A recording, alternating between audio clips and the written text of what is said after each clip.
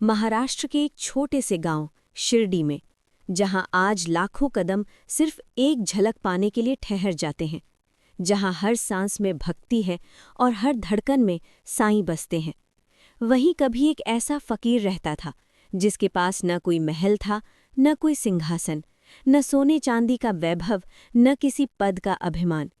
लेकिन उसकी आंखों में था ऐसा सुकून जो बेचैन दिलों को ठहरना सिखा दे। उसके शब्दों में थी ऐसी ताकत जो टूटे हुए इंसान को फिर से जीना सिखा दे। वो कौन था? एक साधारण इंसान या खुदा का कोई रूप?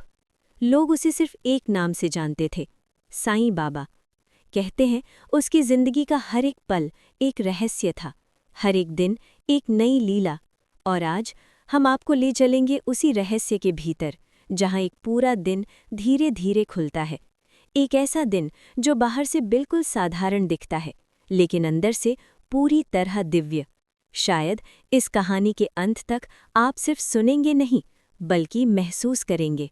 सुबह के लगभग 4 बजे, वो समय जब पूरी दुनिया गहरी नींद में खोई होती है, जब सपनों और हकीकत के बीच एक अजीब सी खामोशी छाई होती है। शिरडी भी उस समय बिल्कुल शांत था, न कोई आवाज़, न कोई हलचल। लेकिन उसी सन्नाटे के बीच एक जगह थी जहां कुछ अलग हो रहा था। द्वारका माई।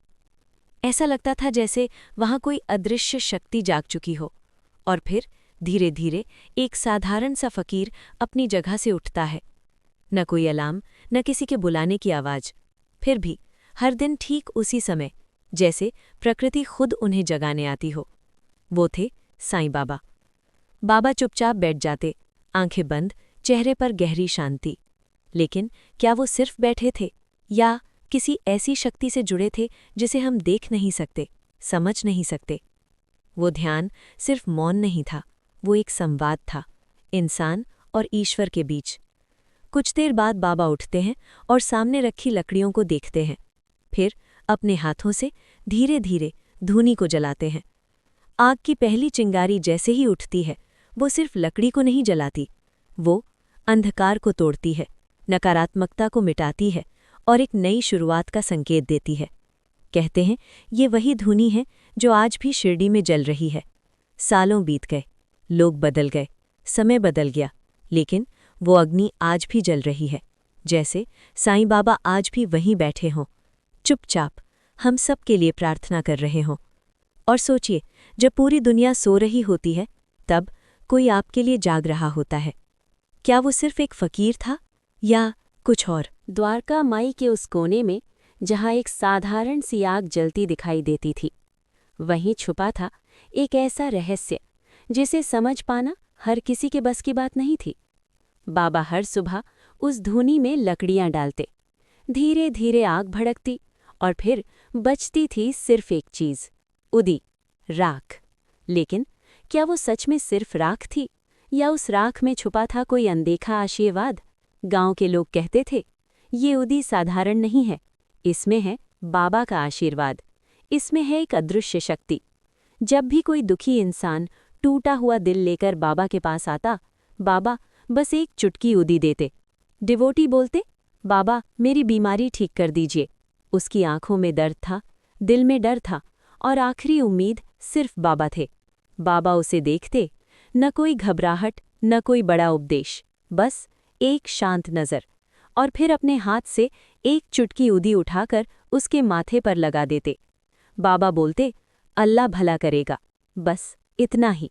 न कोई दवा, न कोई इलाज। फिर भी कहते हैं कई लोग ठीक हो गए, दर्द कम हो गया, मुसीबतें टल गई। अब सवाल ये है, क्या वह सच में चमत्कार था, या सिर्फ एक चुटकी विश्वास जो इंसान को अंदर से बदल देता है? शायद उदी में कोई जादू नहीं था, जादू था उस विश्वास में जो बाबा लोगों के दिलों में जगा देते थे। और आज भी शिरडी में वही धूनी जल रही है, वही उदी मिलती है। लाखों लोग आते हैं और आज भी उसी उम्मीद के साथ एक चुटकी उदी लेकर जाते हैं। अगर एक चुटकी राख किसी की जिंदगी बदल सकती है, तो सोचिए आपके विश्वास में कितनी ताकत होगी। सुबह बीत चुकी थी, सूरज अब आसमान में ऊपर चढ़ रहा था, और शिरडी का छोटा सा गांव धीरे धीरे जाग चुका था। हर घर में चूल्हा जल रहा था, रोटियों की खुशबू हवा में घुल रही थी, लेकिन इसी रोज़मर्रा की हलचल के बीच एक ऐसा दृश्य शुरू होता था जो देखने में साधारण पर असल में बेहद रहस्यमयी था। बाबा अपनी पुरानी सी कफनी पहनकर हाथ में एक छोटा सा बर्तन लेकर धीरे धीरे गांव की गलियों में निकलते थे। भिक्षा दे माई। उनकी आवाज़ न बहुत तेज न बहुत धीमी, लेकिन सीधे दिल तक पहुंच जाती थी। वो एक घर पे रुकते, फिर दूसरे, फिर तीसरे, बस 4 या 5 घर। हर घर से थोड़ा थोड़ा खाना, कहीं से एक रोटी, कहीं से थोड़ी सब्जी, कहीं से चावल का एक मुट्ठी भर हिस्सा। गांव की औरतें बोलती थीं, आओ बाबा। वो अपने हाथों से बड़ी श्रद्धा से रोटी उनके बर्तन में रखती। उसकी आंखों में एक अजीब सी शांति होती, जैसे वो सिर्फ खाना नहीं दे रही बल्कि अपना प्रेम अर्पित कर रही हो। बाबा लौटकर आते, थाली में रखे हर व्यंजन को धीरे धीरे एक साथ मिलाते। कोई समझ नहीं पाता क्यों इतना सादा, इतना अलग तरीका। फिर खुद एक कौर लेने से पहले वो उसी भोजन को बाहर ले जाते, कभी कुत्तों को खिलाते, कभी बिल्ली को पुचकारते हुए देते, और जो भूखे बेबस इंसान मिलते उनके हाथों में रख देते।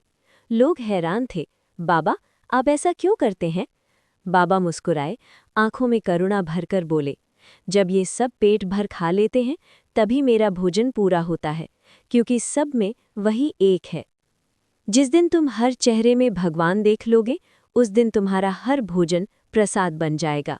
दिन ढलने से पहले ही द्वारका माही एक अलग ही दुनिया बन जाती थी, जहां हर कदम पर दर्द था, हर चेहरे पर एक कहानी। कोई अपने अपनों के लिए रो रहा था, कोई बीमारी से टूटा हुआ, कोई किस्मत से हारा हुआ, और बीच में बैठे थे बाबा, शांत, स्थिर, सब सुनते हुए। न कोई जल्दी, न कोई थकान, बस हर दर्द को अपने अंदर उतारते हुए। डिवोटी बोलते थे, बाबा बहुत कोशिश की पर मेरा काम बन ही नहीं रहा। एक पल के लिए सन्नाटा छा जाता है। बाबा उसकी आंखों में देखते हैं जैसे सब समझ गए हों। बाबा मुस्कुराते हुए, सबूरी रखो। बस 2 शब्द, लेकिन उनमें छुपा था पूरा भरोसा। और अजीब बात ये थी, जो भी वहां से जाता उसकी समस्या तुरंत हल हो या न हो, पर दिल हल्का जरूर हो जाता। कभी कभी भगवान समाधान नहीं देते, बस इतना भरोसा दे देते हैं कि तुम टूटो नहीं। क्या आपने कभी सोचा है, जिसके पास पूरी दुनिया आती थी, उसके पास खुद क्या था? बाबा के पास न कोई दौलत थी, न कोई खजाना, न ही कोई इच्छा, बस एक फटी हुई कफनी, सर पर बंधा एक साधारण कपड़ा और जमीन पर बिछी एक चटाई। यही था उनका संसार। न कोई शिकायत, न कोई चाहत। फिर भी उनके दर पर आने वाला हर इंसान खुद को सबसे अमीर महसूस करता था। अजीब बात है ना, जिसने सब कुछ छोड़ दिया वही सबका सहारा बन गया। शायद इसलिए क्योंकि उनके पास जो था वो दुनिया की किसी दौलत से बड़ा था, सुकून। जिस दिन ज़रूरतें कम हो जाती हैं, उसी दिन असली खुशी शुरू होती है। ये असली खुशी पानी है तो दुनिया के बीच रहकर ही दुनिया से दूर रहना सीखना होगा। जैसे ही सूरज ढलता, द्वारका माई की हवा बदल जाती थी।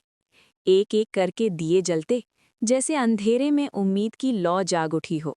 भक्त धीरे धीरे इकट्ठा होने लगते। किसी की आंखों में आंसू, किसी के दिल में सवाल, और किसी के मन में सिर्फ एक ही भरोसा। और फिर आरती शुरू होती, घंटी की आवाज़, मंत्रों की गूंज, और उस बीच एक अजीब सा सुकून। ऐसा लगता था जैसे वक्त थम गया हो, जैसे हर दुख कुछ पलों के लिए गायब हो गया हो। उस जगह पर ना कोई अमीर था, ना कोई गरीब, बस सब एक थे, एक ही भावना में, एक ही विश्वास में। और बाबा शांत खड़े होकर सब कुछ देख रहे होते। जहाँ दिल सच्चे होते हैं, वहीं भगवान सबसे ज्यादा करीब होते हैं। रात का समय, जब पूरा जग सो जाता था, जब हर आवाज थम जाती थी, तब द्वारका माई में बस एक ही साया जागता था, बाबा। वो बहुत कम सोते थे, और जब सोते भी तो ऐसा लगता जैसे वो कहीं और ही हैं, चुपचाप बैठे, आंखें बंद, सांसें धीमी, जैसे शरीर यहाँ हो लेकिन मन किसी और ही दुनिया में। कुछ लोग कहते थे वो ध्यान में हैं, कुछ कहते थे वो किसी से बात कर रहे हैं, पर सच क्या था कोई नहीं जानता। बस इतना महसूस होता था कि उनकी चुप्पी भी किसी प्रार्थना जैसी लगती थी। शायद रात के सन्नाटे में ही सच में कुछ अदृश्य बातें होती है और बाबा उन्हीं से जुड़े रहते थे। जो शांति रात में मिलती है वो ही सबसे सच्चा जवाब होती है। बाबा की दिनचर्या सिर्फ सुबह उठना, बैठना या कुछ काम करना नहीं थी। वो हर पल एक अनकहा संदेश था।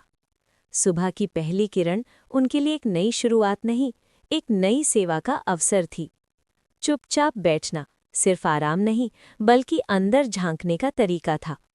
हर व्यक्ति से मिलना सिर्फ मुलाकात नहीं, बल्कि किसी टूटे हुए दिल को जोड़ने की कोशिश थी। और उनकी हर छोटी छोटी आदत जैसे कोई गुप्त भाषा हो जो दुनिया समझ नहीं पाती।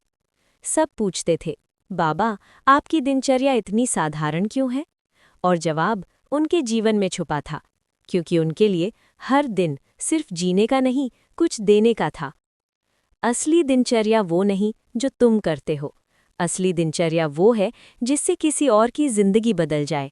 और फिर भी बाबा कुछ नहीं कहते थे, न खुद को बड़ा बताते, न किसी को छोटा समझाते, बस चुपचाप हर दिल में एक उम्मीद जगा देते थे। शायद इसीलिए आज भी जब लोग वहाँ नहीं होते तो भी उनकी याद दिल में कहीं जिंदा रहती है, क्योंकि कुछ कहानियाँ खत्म नहीं होती, वो बस हमारे अंदर जीने लगती हैं।